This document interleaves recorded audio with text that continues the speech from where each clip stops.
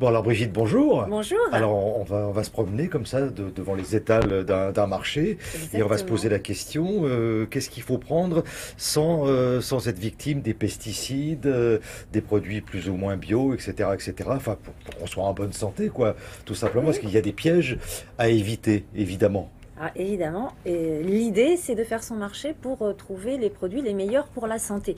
Et c'est vrai que la période de printemps-été est quand même très favorable pour faire son marché parce qu'il y a quand même beaucoup de fruits et de légumes de saison, hein, beaucoup de fruits, surtout les pêches, les cerises, etc. Et donc on a plus envie d'y aller. Mais quand on va faire son marché, généralement c'est pour acheter des produits frais.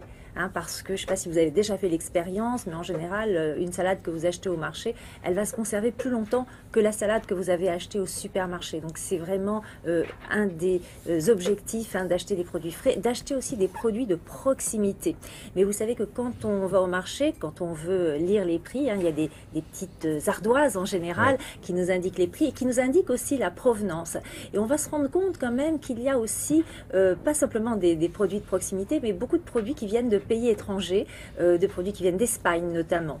Et puis au marché, bon, si on essaye de déjouer un petit peu les pièges, on va se rendre compte qu'on ne connaît pas tout. Hein, par exemple, vous achetez un plat cuisiné, vous achetez du pain, vous achetez des produits en vrac comme des olives. Voilà, l'origine n'est pas forcément indiquée, la composition des plats cuisinés non plus. Et effectivement, avec un médecin nutritionniste, hein, nous sommes allés faire notre marché réellement pour essayer de déjouer un certain nombre de pièges. Donc, comment acheter des fruits et légumes qui ne soient pas bourrés de pesticides? Comment le savoir? C'est pas évident. Pas évident du tout. Comment acheter des poissons, hein, qui sont élevés dans des conditions acceptables? Comment acheter des produits vraiment artisanaux qui viennent de la ferme quand on va chez le fromager par exemple? Eh bien, je vous propose de faire ce petit tour au marché avec le docteur Jean-Michel Cohen.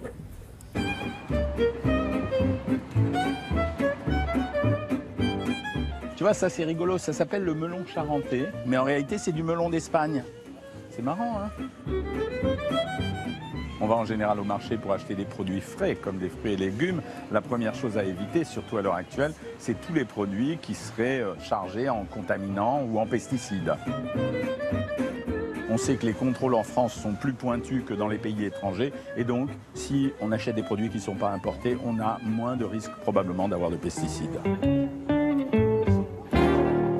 Je vais me méfier particulièrement des cerises qui viennent d'Espagne parce que certaines cerises sont conditionnées en Espagne, mais elles viennent de Turquie ou elles viennent du Maghreb. Et dans ces pays, on a le droit de les arroser avec du diméthoate, qui est un pesticide qui, lui, par contre, est interdit en France.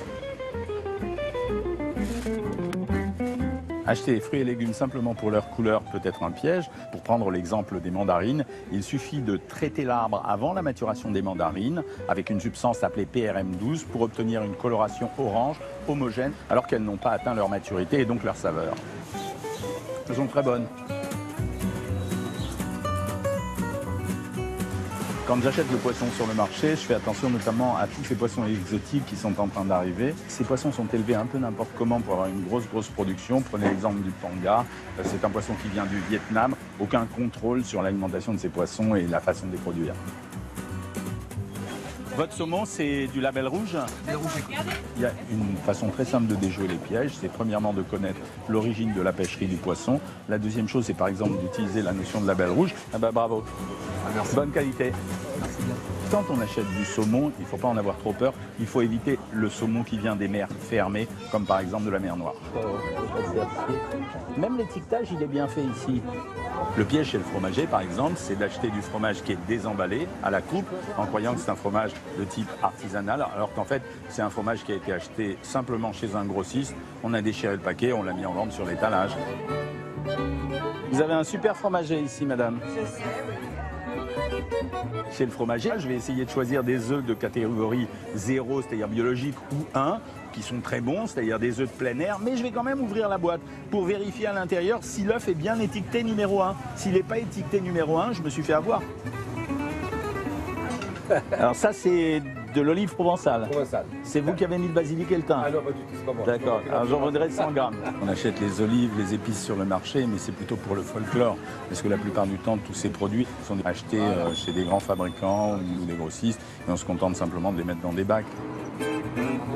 On devrait tous faire notre marché avec un nutritionniste à côté de Ah, soi. mais c'est vrai, ça change tout, hein. Moi, j'ai eu la chance de le faire. Je peux vous dire que voilà, on est bien conseillé. Alors, Jean-Michel Cohen, c'est quelque chose, hein.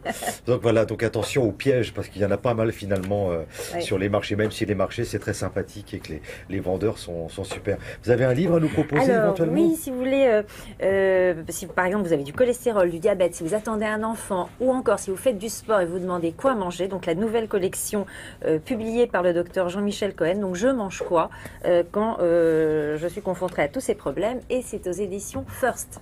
Merci beaucoup Brigitte. On continue.